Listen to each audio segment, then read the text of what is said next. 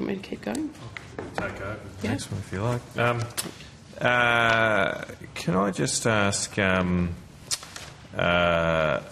what your annual staff turnover is? It's just under 20%, I think. 20%. And the information I have here is that the staff turnover for the whole of the APS is 11%? That's right. Those figures are both taken from the capability review report, which has been published. So have you looked at that? That seems like the attrition rate in this department is significantly higher. It's high. And so do you have an idea of what the reasons are behind that? I want to get much better data than that. I think it's fair to say that the establishment of new departments like the Department of Climate Change in the microeconomic space has meant that there's been quite a lot of movement around the APS. But as you correctly point out, Senator, our turnover rate is higher than for other government departments. I don't think we have a clear enough understanding of why that's the case, and I've just appointed another reform which comes out of the capability review, a chief people officer who sits on our leadership team, and one of my requests of her is to use exit interviews and other processes to get a much better fix on why our turnover rate is high. The fact that it's a high turnover rate also speaks to the question of engagement and that suggestion of insularity, in the sense that we deal with some highly specialised sectors in aviation, freight and logistics, communications and the arts, and it's helpful for us to have quite high levels of staff stability so that we can build those networks, build up the corporate memory. So I'm keen to see that turnover rate reduced. But the honest answer to your question is I can speculate about why our turnover rate is high, related to people staying in their roles for a long period of time during COVID, working hard to keep the supply chains running, etc. But I don't have as much data as I'd like to have, to be honest, as Secretary. So I want to get more and understand that better. So it's a very good question. I was going to ask next, do you do exit interviews? It sounds like, though, from your answer, they're not conducted at the moment or haven't been in the past? I might ask Ms Bridget to respond to that. They are conducted, but it's up to the individual leaving to determine whether they want to undertake an exit interview. And of those that have left the department, 27% leave because they there's resignation, retirement, or they're leaving for other reasons. About 9 to 10% are promoted to other agencies, and there's about 63% that transfer to other agencies at level. So there is quite a bit of mobility across the APS. I suppose. As well as being promoted. Sure. So we include all of that as part of our calculation of people leaving. I presume what the information Mr Betts needs to get to the bottom of why it's higher is sort of the underlying reasons why they've left, not necessarily that they're going to a same level or promoting or what have you. Do you collect evidence about that, about the reasons for why they've left? As part of the exit interviews, yes, we do, but I don't have that information to hand. Don't have any of that data? No. You're not aware of any initial findings in this regard? Have you looked at the data yourself, Mr Betts, from these exit interviews? So some hypotheses. The department is salaries within the department are generally lower, notwithstanding Senator Rennick's comments, than they are in the departments with which we will be competing. I'm not necessarily saying that that is a big factor in people's decisions to leave, but it's a factor. I think some of the frustrations that we've talked about around our ICT systems, and which we're actively working to fix, probably don't help retention either. Plus, as I've said, the creation of new departments, some of which are quite well resourced, makes it a challenge to hold on to staff who are keen to obtain promotions. We have a lot of talented people who come through. They go through our promotion boards. They get a ticket to get promoted, and often the vacancy arises in another department before it arises in ours, and therefore we tend to lose them. Just going back to my question, though, have you yourself gone through that data in the exit interviews? I've gone through it at a high level, but as Secretary Betts outlined, we're keen to get some more granular and better understanding of that. But have you, as Secretary, Mr Betts, gone through the data? No, I've asked our HR team to go through the data and provide me with an analysis of it.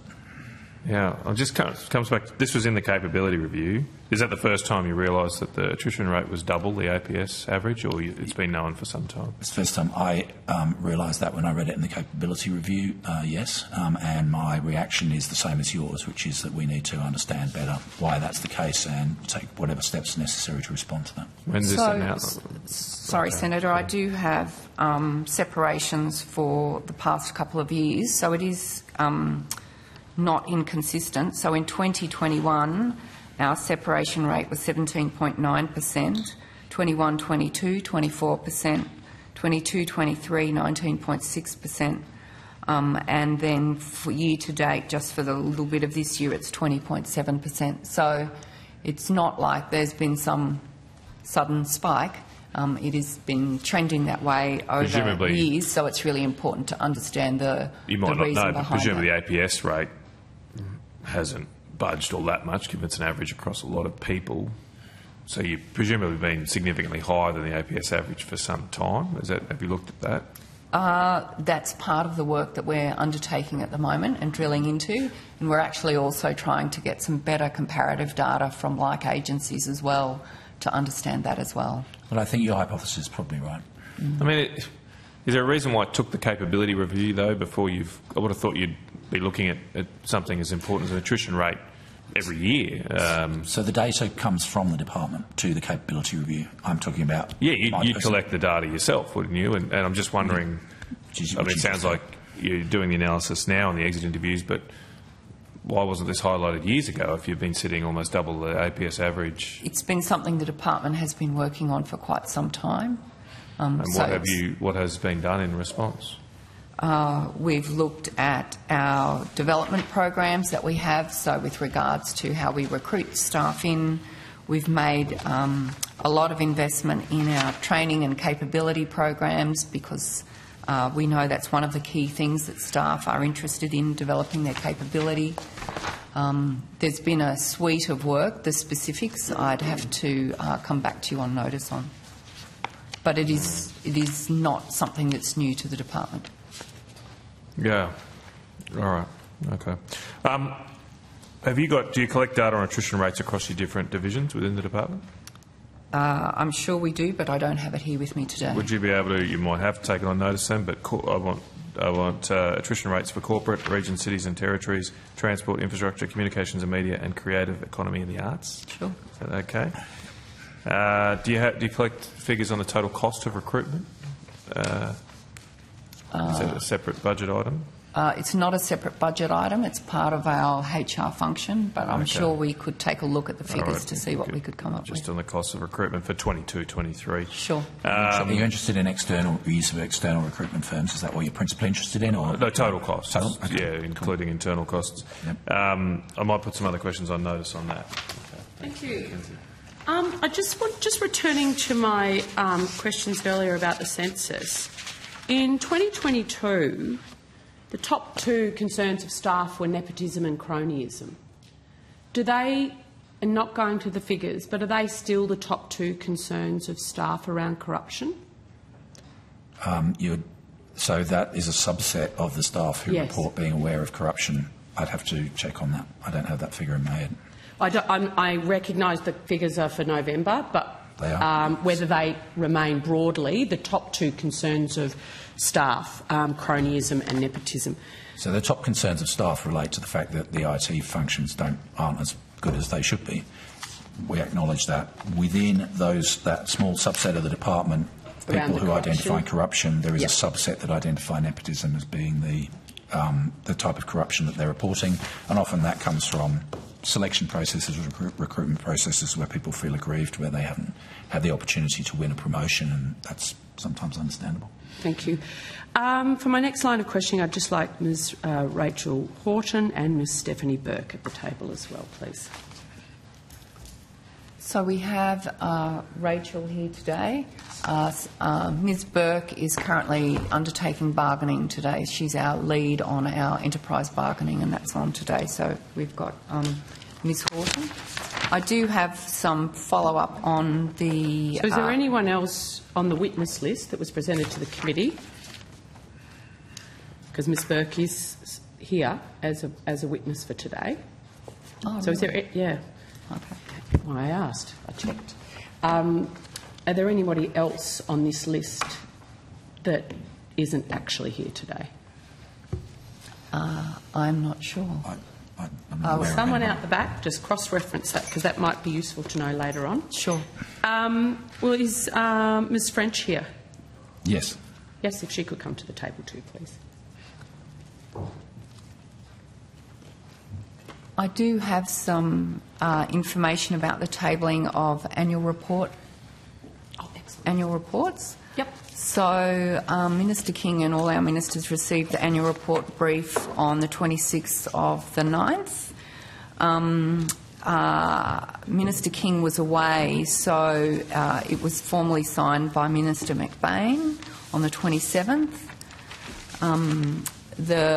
Gee, that's a quick turnaround. It is. Must be provided by the 15th of October to ministers, so that's sort of like general practice. Oh, sorry, I missed that one. So essentially we've been general practice is that we provide it to ministers by the 15th of October. So that was just sort of some overarching... Thank goodness for Minister McBain. Got out of the... And then Minister King signed off a pre-tabling briefing on the 20th of this month. And it was provided to her on the 19th.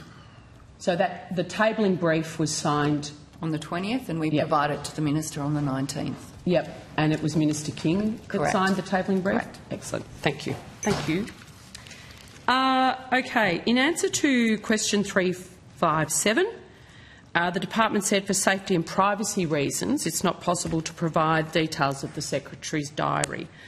I'll be public. I've received death threats in my public life. Mr Betts, what safety concerns do you have about providing your diary? I don't think I've got any concerns about providing my diary, to be honest. That's the answer the department gave to question.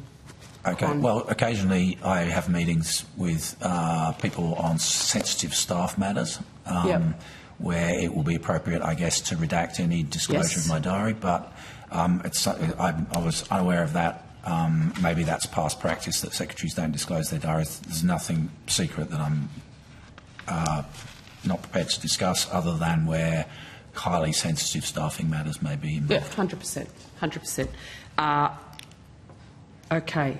Sorry, was that Miss Angela French just at the table then? Yeah, she doesn't have a nameplate, unfortunately. Oh, right. Could the Secretary make sure Miss French has a name? And she's not on the witness list either.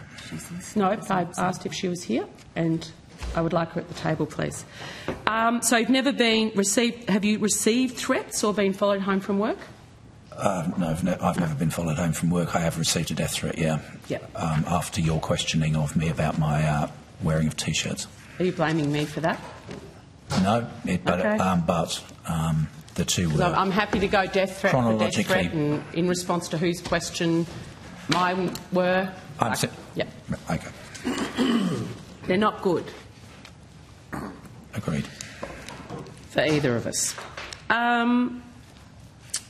Are you aware, Mr Betts, over the past year whether any employees of the department have been followed when they've left work in a harassing or intimidatory manner? Right. So, Chair, I'm going to seek your guidance on this. It sounds like Senator is going to take us into areas of questioning which relate to junior and highly vulnerable members of our department and allegations which have involved discussions with the police. And I think if we're going to go down this path, we should do it in camera. Sure. Yes.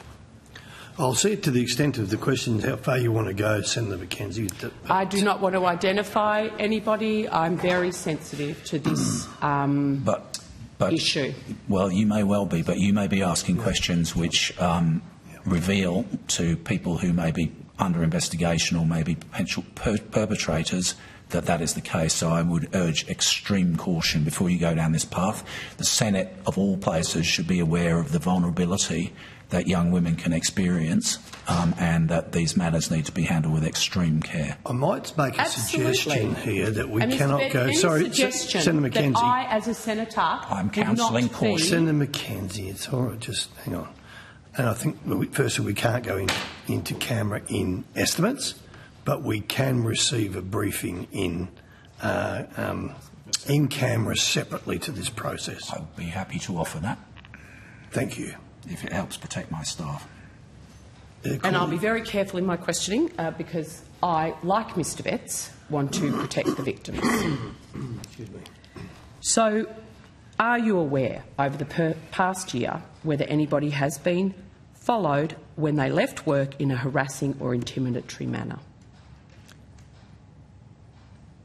I am aware that that concern has been expressed, but I'm not the police and I haven't received the formal evidence that might have been brought to their attention, so I have to be very cautious about expressing any view on that which is not backed by solid factual information. Absolutely. Appreciate that. Ms Horton, are you aware over the past year? Rachel Houghton, Chief People Houghton. Officer. That's right. No, I'm not. No. But Ms Houghton has only recently joined the department in the last couple of weeks, so Ms Bridger may be best placed to answer any questions that you have on this. Ms Bridger, are you aware? As the Secretary outlined, I am aware of an allegation, but there is nothing that has been brought to my attention with regards to any evidence of that. So, an allegation has been made. What action has been taken within the department? Mr Betts, I'll start with you. So we take any allegations of that kind extremely seriously. Our first course of action is to support the person making the allegation or expressing the concern, including providing pastoral care for that person and ensuring that, should they wish to pursue it, for instance with the police, that they are supported in doing so. We also need to and have taken steps to ensure that everybody in that area is reminded of their responsibilities to respect each other, to comply with the code of conduct, to show respect, especially to women, that misogynistic behaviour and sexual harassment are totally unacceptable within the workplace, that should anybody decide that they wish to formalise a grievance within the department, it will be taken extremely seriously and independently investigated. At the end of that process, however, our ability to take specific action is either determined by what the police choose to do or what evidence we are able to assemble which is sufficiently strong that we are able to take action under the code. And this is the point at which providing more information potentially compromises our ability to protect our staff. Absolutely, Mr Betts. And my concern and the reason for my questioning is to make sure that there are robust processes in place that give victims or alleged victims agency, etc. So that is where my intent is going. So in the case that we're talking about, that we are aware of an employee being followed when they left work in a harassing or intimidatory manner, there is an allegation. Were the actions you just outlined undertaken? Yes. And I would also add that I hope that whoever has brought this to your attention had the permission of the victim to bring it to the attention of opposition senators, because if they didn't, that is an appalling breach of confidence and code of conduct. Thank you. So, in your evidence here, there is zero tolerance for bullying and harassment in your department. Bullying and harassment clearly is incompatible with the code of conduct of the public service and is something that I take extremely seriously. Excellent, thank you. How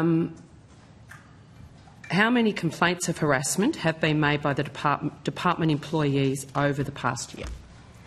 We will get that information to you within this session if we don't have it to hand readily. Ms Houghton or Ms Bridger? I don't have a specific number of complaints. But as I say, if we can get that information for you, we will. Obviously de-identified. Yeah, of course. Just a number would be really helpful. How many complaints of bullying have been made by department employees over the past year? Same. My apologies, I missed that question, Senator. Bullying. How many complaints of bullying have been made by department employees over the past year? Again, I don't have that broken down by type, so my apologies. We'll get that for you. Do we have it broken down by, do we have a global number? No. So we don't have a number of all of harassment? We have the data, we just don't have it to hand, so we'll get it for you, Senator. No. What types of actions have constituted bullying and harassing behaviour within the department? We've had allegations of disrespectful behaviour, gender-biased behaviour, sexist behaviour and disrespectful language. And what types of disciplinary actions have been adopted when complaints have been substantiated? So the types of things that we have undertaken, and I'll provide one as an example, is we will often undertake a preliminary inquiry process. Mm-hmm. So that means you make some early inquiries to see whether the allegations meet the requirements for code of conduct. In some instances, we will bring in an external organisation to help us with that, to make sure that there's transparency and arm's length to the allegation. In some instances, when we have allegations, we will not only go through formal inquiry, but we may well do sweeps across our IT systems to see if we can detect anything on any of our systems. We, as a matter of course, would provide support to all parties that are involved, whether it be the person that has made the allegation and if in instances the person to whom the allegation has been made. We normally, through the preliminary inquiry process, and again that's generally undertaken by an independent organisation, they will provide us with a report, and that will then go to a delegate. Yep. And the delegate from there makes a decision as to whether it triggers code of conduct action or not. And in some instances, if it doesn't proceed to code of conduct, there may well be management action or counselling, follow-up training, etc. required. Okay, so you outlined a range of bullying and harassing behaviour that have been reported by staff. How many of those have ended up in code of conduct breaches? I'll get those numbers. I don't have an aggregate number with me here at the moment. Okay, but would it be fair to say that the majority are dealt with counselling, additional training, mediation within the department? I mean, have we sacked anyone? There's often formal direction that they need to undertake specific training. It's not a voluntary thing. No, I appreciate that. Yep, and often it will involve them being performance managed as well over a period of time. So how many people have been effectively sacked for the type of bullying or harassment allegations that have been made? I'll take that one on notice. We'll come back to you, as we said, today if we can. And then you have a range of actions to protect victims, alleged victims within the department. Could someone outline what you do on the other side of the equation in these sort of... So often we will undertake something called reasonable adjustment. So that means if they want to work from home, we've had instances where people have asked to work interstate, not participate in meetings face-to-face. They can do their work online. At times we've given them the opportunity to work in a different area. We provide them with counselling support. At times we've also provided additional funds for them to seek counselling or support outside of the usual employee assistance program that we've got. So to be fair to say, within the department there's a range of processes and structures and support systems so victims or alleged victims are not sitting or having to work closely with alleged perpetrators of harassment and bullying. That is the intention of what we try to put in place. And often it's not like here's the suite of 4 things you can pick off the department's menu. We try to work with the individual and tailor it so that what is proposed works for them as an individual. Right. So it sounds to me you've got quite robust processes internally that you exercise and use regularly. I would like the number of complaints that have been made on harassment and bullying by department employees. Have you got those numbers yet? Not yet. Can you give me the global figure of how many complaints have been lodged by the department's staff? You've got quite rigorous processes. How many of your staff have made a complaint? We'll get that information for you, Senator. We'll get it to you today. I'd like it in this session, please, Mr Betts. This is not a hard We'll get it figure. as soon I'm as not we can. asking for all the... We've been able to go to the granularity of the types of complaints. We've gone to the processes for the alleged perpetrator, the processes for the alleged victim, and yet we still can't tell the Senate how many complaints have been. If you wanted to know that information, you could have asked for it in advance. We will try to get it to you as soon as we can.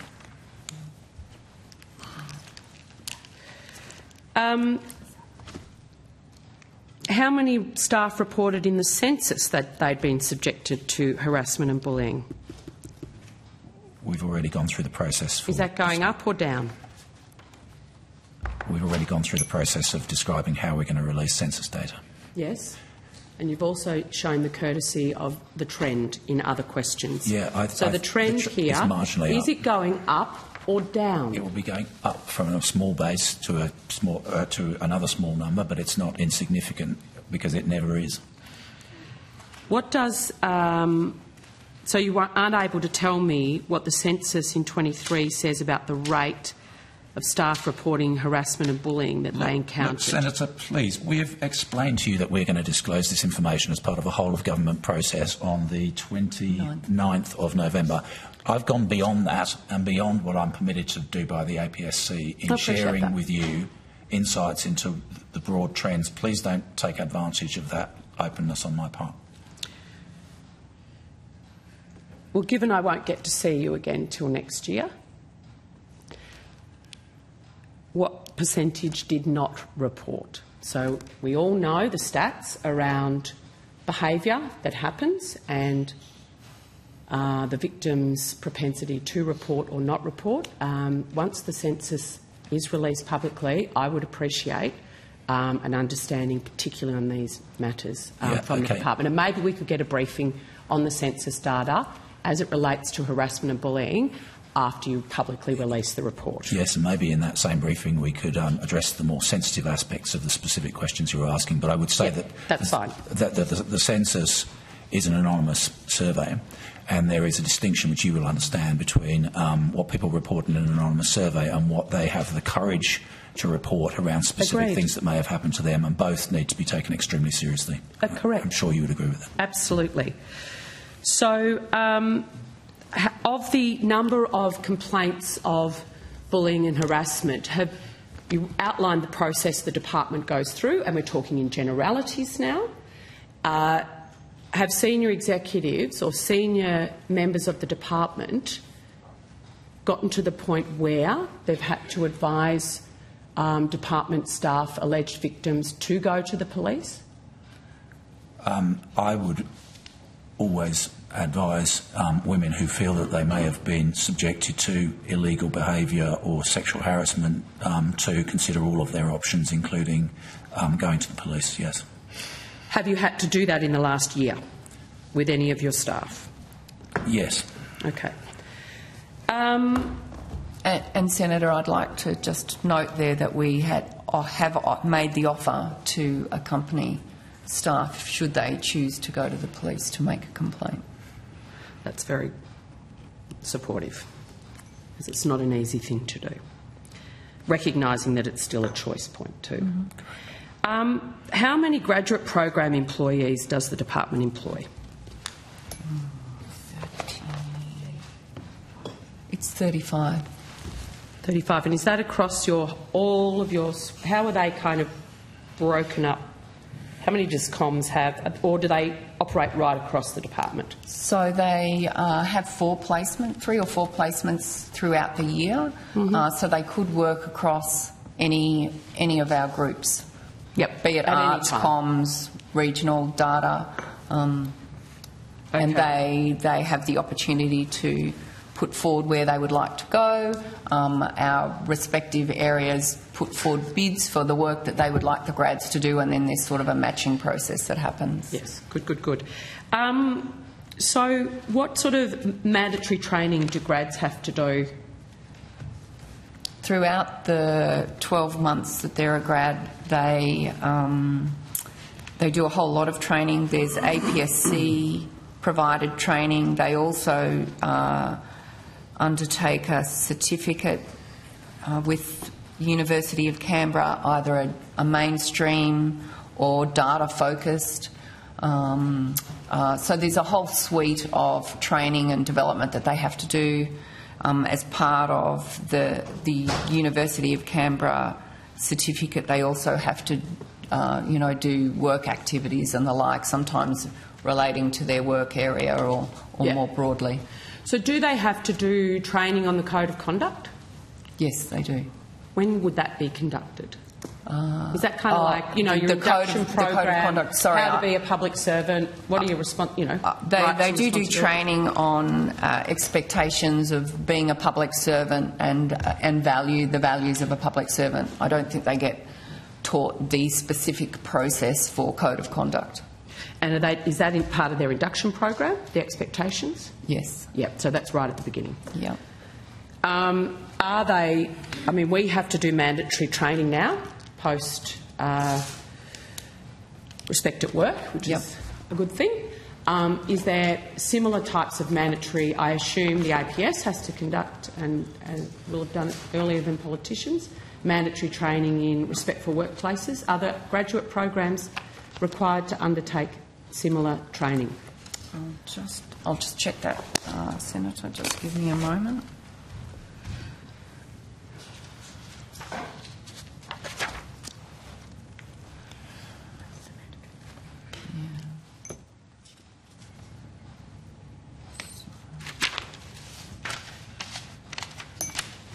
Ms. Bridger? I'm just checking to see if I've got. We've held workplace respect and courtesy sessions for all staff. And that included since the launch of the guidelines, 26 of those have been delivered to employees across the department. I don't have the actual numbers of attendees. The sessions are offered regularly on the departmental training calendar. Righto. What's the breakdown of male and female in your grad program, your 35? It's about 2/3 male, 1/3 female. Okay. And what's the average age? Are these master's students, PhDs?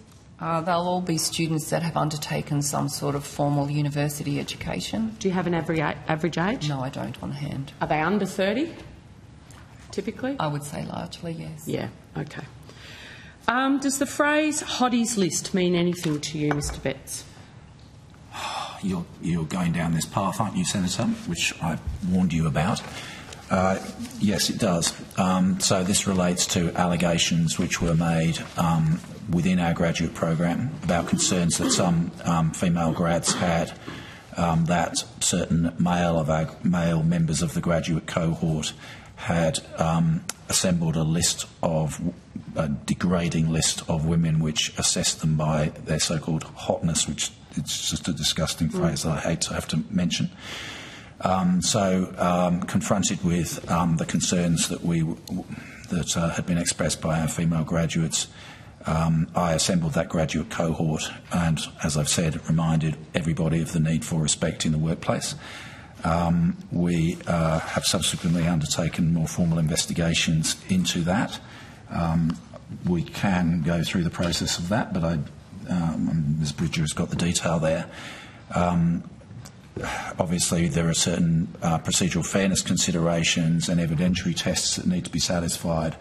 We were unable to substantiate the existence of such a list, which doesn't mean that it doesn't exist. It just means that we were unable to substantiate it, notwithstanding the fact that we got independent external investigators to assist us in our inquiries.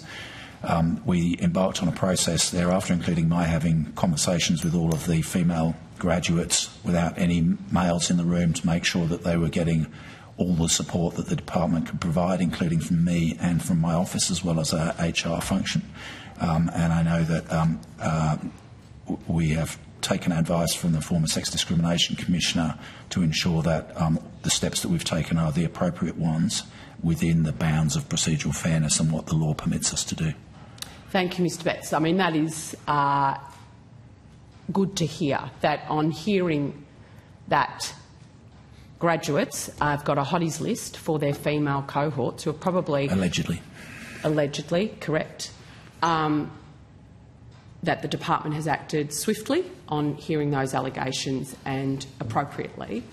So, to your best knowledge, no one's been sacked for this because you haven't been able to ascertain the veracity of the claim. Is that correct? That's correct. So far, if any information came to light, those circumstances would change. So you'd be very comfortable to sack or manage out, or whatever the internal language young men who are choosing to subject their colleagues and work colleagues to that type of behaviour? Yeah, I would adopt the severest sanctions available. Good to hear. Very good to hear. Are these graduates still required to work together, or are some arrangements made, given this is in the allegation phase, to the types of arrangements Ms Bridger outlined earlier? It's important that each of the individual grads are given agency, but where we have been asked to do so, after talking to the grads sensitively about what their expectations and requirements are, we have made necessary adjustments to ensure that their safety is absolutely paramount. And I mean their safety in a psychological sense as well as in a physical sense. Yes, of course. Have you briefed the Minister about this issue? I haven't briefed the Minister about this issue, no. It's my accountability to fix it. I'm the employer, I'm the accountable authority, and I'm not sure involving politicians was helpful. So can I just... Has this been raised with the Public Service Commissioner? Because it won't just be an incident, an alleged incident for the graduate program in this department. So, Senator, I did speak to the APSC about this. I've chatted with had a long conversation, in fact, and discussed the issue with the Deputy APSC Commissioner. So, yes, they are aware. So, in a cohort dominated by young men to the tune of 2 to 1/3, the allegations of this type of behaviour would be incredibly concerning, I imagine, for the 1/3 of young women in the graduate program being so depicted by their male colleagues. I thought that had gone out in the 80s, can I just suggest? So did I. I'm very pleased, Mr Betts, that you've jumped on it. But to my earlier questions, were these young people, did they get mandatory training in respect at work? As all of, I'm sure, the onboarding of all your regular staff would? I will need to check the specific training on respect at work. Or more how to treat your colleagues, how not to behave in the public service. They're provided training on appropriate behaviours in the workplace. Actually, we ran a workplace respect and courtesy session for the grads on the 17th of April to make sure they were aware of all of their obligations. So we have run a session with them. I'd like to add, Senator, that we will never have a future graduate program where the gender balance is 2/3 male and 1/3 female. It's unacceptable.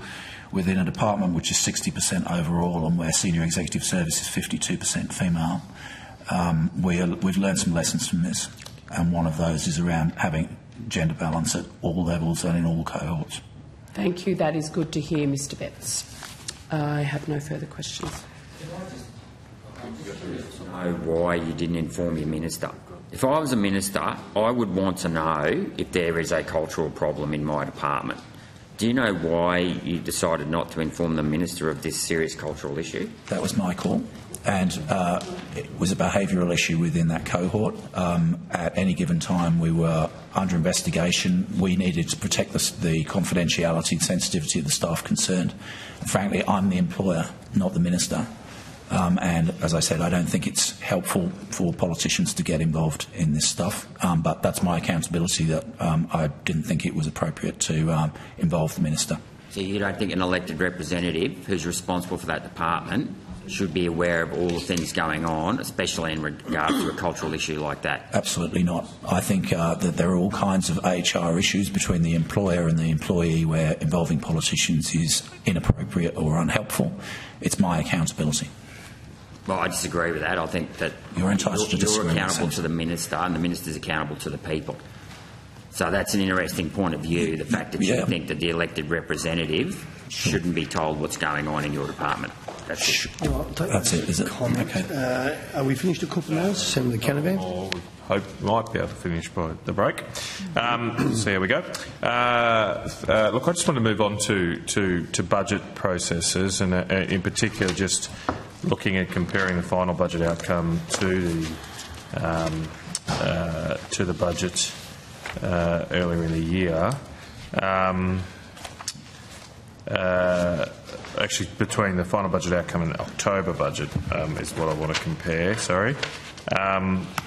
In the final budget outcome, it would appear that the I'm just getting confused. Sorry, I'll start again.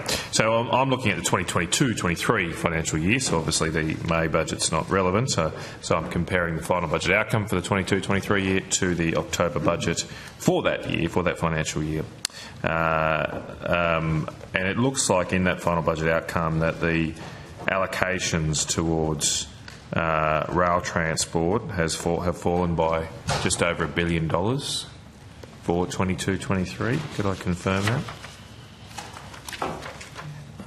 So the breakdown for 23-24 for rail that I've got within the... I might stop there. I'm asking for 22-23. Sorry, I got a little bit confused at the start. But no, I'm asking for the last financial year and a concordance, if you like, between the final budget outcome for that year and the October budget last year.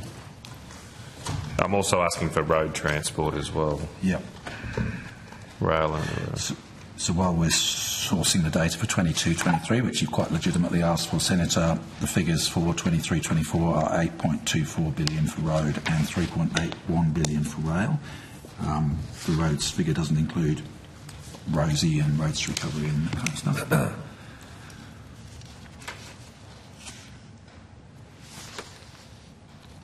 If we're unable to answer it now, maybe we can come back. Return to it. I wanted to also go, and I've got some follow-on questions if we do get... We have figures, but we're not comparing apples and apples. My apologies. Okay. So we can return to it under the infrastructure. Maybe, it probably could fall under infrastructure, but given it goes to a Treasury document, I thought I might ask here. On a similar matter, I note the annual report reports a $15.1 million budget deficit. That seems to be a bit of a turnaround from the previous financial year, which we're at $9.8 million surplus, I think was recorded. Is there a reason for the deterioration in the operating budget? We record in terms of departmental resourcing. Is that what you're referring to, Senator? So I'm looking at page 19 of the annual report. So it's the deficit, or it's the balance, but for non-appropriated depreciation expenses and principal replacements of leases.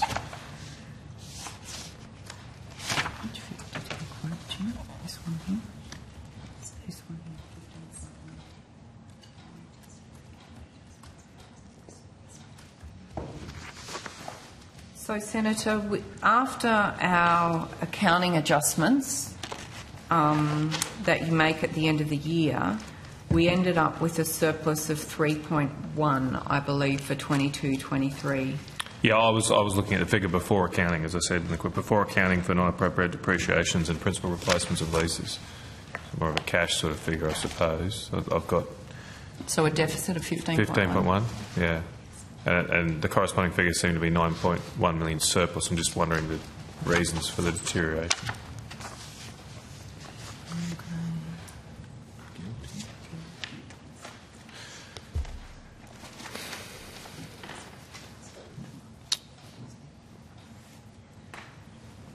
Senator Gillian Munro, Acting Assistant Secretary at Finance Branch.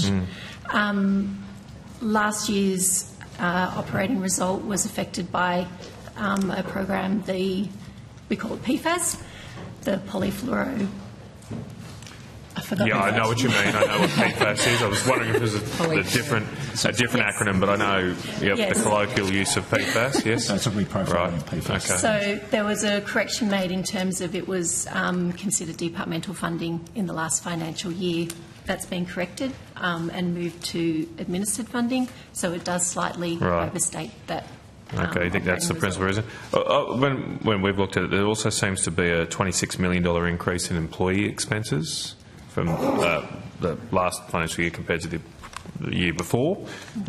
Is there a reason employee expenses have gone up by so much? Yes, it's tended to be because specific policy initiatives have been funded to support budget measures. So where we've had new grants programs, we've had policy initiatives which the government has undertaken, whether it be things like net zero unit or whatever, departmental funding has been augmented to reflect those additional policy initiatives. I mean, I'm just wondering though, like when we don't have the figures from the final budget outcome, but there's been significant reductions in infrastructure funding because of deferrals and well, in the last it's about $9 billion lower than in the October budget than the pre-budget before that, and then my figures are about another $3 billion lower for the final budget outcome. So there seems to be less happening in the infrastructure place, but more people are being employed. I don't see how those... Remember, this is the Department of Infrastructure, Transport, Regional Development, Communications and the Arts, so infrastructure is a small proportion of that. We've actually been managing both the legacy grants programs of the former government and the new grants programs established by the current government, growing regions, etc., etc. So there's been a significant volume of work there. We've undertaken, as you know, reviews of our infrastructure investment program, which themselves have required supplementary resourcing. Plus, within that headline figure of departmental expenditure, there is a capital component related to investments that we've made in our IT systems, which in part reflects the $26 million increase that you've referred to. We've also got a new cultural policy to deliver, which was launched in January. So there are a lot of new initiatives across the board. I suppose, obviously, you've got a lot of staff working on infrastructure issues. You mentioned something, one part, it's a pretty significant part of the department, I imagine. It's one of 6 outcomes. Yeah. Well, could we what's the staff breakdown across each of those 6? It'd be pretty easy to do. Yeah, we can get that information pretty easily. I would imagine it's pretty...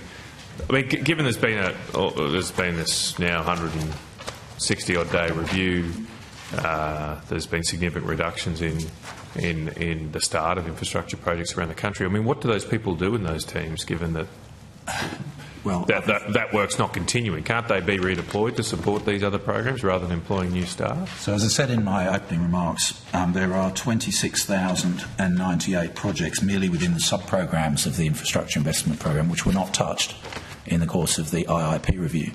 The IIP review also excluded projects which were under construction, where we continue to have to monitor the progress of those projects and administer the related payments to states and territories, similar exclusions for election commitments.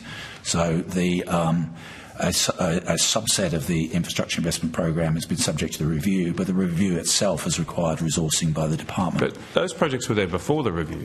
The change here has been that a number of projects have been frozen in effect or put on hold, yet the staff numbers seem to say the same. Well, unless you can tell me, we haven't got the staff numbers, but unless you can say otherwise, I'm just wondering if there's an efficient use of public resources here. When a decision's been made, it's not your decision, but a decision's been made by the government to defer projects, why couldn't some of those staff be freed up? If those projects are sort of on hold, those staff working on those projects could have gone to the net zero unit or other things rather than employing new people. On the ground because of the review.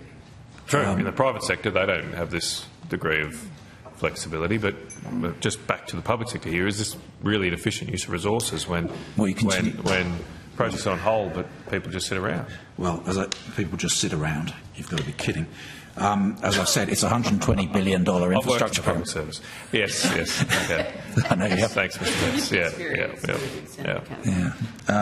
As I said, thousands of projects continue to be on foot. The process of the review itself requires resources to be committed, and the figures that you're referring to refer to the entirety of the department, not the infrastructure subcomponent of it, which has had comparatively little additional resourcing. But given that you're managing $120 billion of taxpayers' money, you'd want to make sure that it's appropriately resourced. Of course, that's what I'm asking. Do we have the staff figures? So I do have staff figures for each outcome for 22-23 and 23-24. Okay. So for outcome 1, which is infrastructure investment, 22-23 was 314 and 23-24 was 309. So that's ASL. So that's a reduction of 5. Yeah. I might just provide the rest of us because I'm on notice because I'm mindful of time. That's the one I was interested in, Okay. and that's the one where I have concerns that there seems to have been a big slowdown in the spending in that outcome, but no significant change in staff numbers. But I'm happy to leave unless you want to respond. It's not a question, but One suggestion, because for those figures, Ms. Bridger, that you were just providing to the Senator, if you did relay the other ones without having to take it on notice, would it take long? No, I could do well, that for you very quickly. we're trying to finish before the break for you. Sure, but I'm just... Okay, I'll run through. Then we'll have to come back. Just so you don't... So assuming it's 22-23 and then 23-24, outcome 2 was 524 and then 578. Outcome 3, 314, 385. Outcome 4, 124, 134. Outcome 5, 316, 352. And outcome 6, 226, 246. Okay. Thank you. Yep. I said I'll finish with Senator Mackenzie. Just when Minister King went on leave at the end of September, did the Prime Minister issue any instruments or letters outlining the dates for which Minister King was on leave and appointing Minister McBain as the acting minister? You're correct to say Minister McBain was the acting minister. I'll need to check what paperwork was put in place at that time. Senator Mackenzie, just while you're looking at the media coming in for the last minute or so. Everyone happy? I assume no dramas. Officers? No Are you dramas. happy to be filmed? You are? And you know the rules, mate? Okay, Tar. Thank you. So, are we getting some advice about the leave there, Ms Bridger? Yes, I believe no documentation is required because she's sworn in already as the Assistant Minister. So did Ms McBain attend cabinet meetings on behalf of Minister King? I'm not aware. I'll have to take that one on notice. Well, departments usually provide a cabinet notes to their ministers. Yes, we have a number. We have 4 cabinet ministers, including Minister King. We'll check that. I'll have to take that one on Is notice. Minister King a member of ERC? Minister Catherine King? Yes. And is she a member of the NSC? No. No, she's not. Okay. Were there any ERC meetings held whilst Minister King was on leave? I'd be surprised if there weren't, but I'll need to check with the Department of Prime Minister and Cabinet. So you're unaware of any cabinet meetings in that 2-week period? That Minister King would have been recall. represented by Minister Let us check, McBain. and we'll come back to you after the break and give you whatever information. I would really we can. like to understand how the responsibilities of Minister King were cared for and conducted while she was on leave, given there was no formal instrumentation. Okay, recognising that does go right into the heart of the deliberations of Cabinet and the way in which those are managed, we will give you whatever information we can. Well, usually it's quite public. You sign a document and you give your responsibilities to someone else, But and while asking you're more away, specific questions that's their about job. the briefings that might have been provided Yep. to people going into Cabinet meetings, obviously. Yep. Can we just quickly on that? So Minister King didn't write to Minister McBain asking her to represent her, or write to yourself, or We'd need to check what paperwork was put in place, but it was clearly communicated to me that Minister McBain was the acting minister. Normally, my experience would be definitely done in 100%. writing, but if you could check, yep. Okay. Particularly if it was for 2 weeks.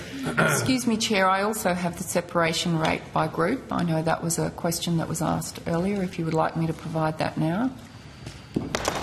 Yes, So, go for it. so in the comms and media group, the separation rate was 17.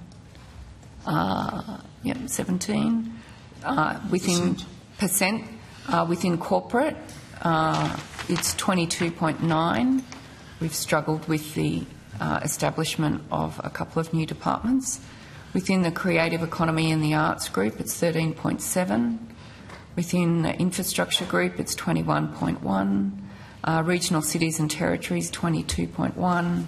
And within transport group, it's 22.9. Well, it wasn't just myself that didn't know who was acting on behalf of Minister Catherine King whilst she was on leave. It was your own department didn't know who was acting. Who was your actual minister? I did. You did, Mr Betts? Did you let your department know? Yes. So how It can wasn't departmental officials appear before a Senate Select Committee and not know who their responsible minister was? I think they'd spent so much time preparing for questions about aviation that maybe they weren't focused on that. But I was the Secretary at the time. I was clear that Minister McBain was acting in Minister King's role, and no issues were created as a result of that. How many briefs did Minister McBain sign off on in that 2 weeks as the acting minister? Surprisingly, I don't have that information in my mind, but we'll see what we can source. Is one of the army of public servants behind you have that information? I'll see what we can find out, Senator, as I said, and we'll come back to you as soon as we can. I'd also like the documentation that appointed Minister McBain, and again, how many cabinet meetings she attended on behalf of. That documentation would have been prepared, if it exists, by the Prime Minister, so you may want to direct your questions to ministers on that. Well, you would have actually seen that documentation. If it was addressed to me, I would, but it probably Have there wasn't. been any occasions where departmental submissions or briefings have been returned to the department without the minister's signature? Over what time period? Since we last saw each other, Mr Betts. 2 minutes to go, too, colleagues. I don't. I'll take that one on notice. Yeah. It's really, you see why. How many have to take stuff on submissions or notice. briefings have been returned unsigned by each minister? Again, I'll take that one on notice. It would have been open to you to ask this question in advance, but you're choosing to ask it this morning, meaning we have to take it on notice. I'm just making that point in the context of Senator Canavan's letter.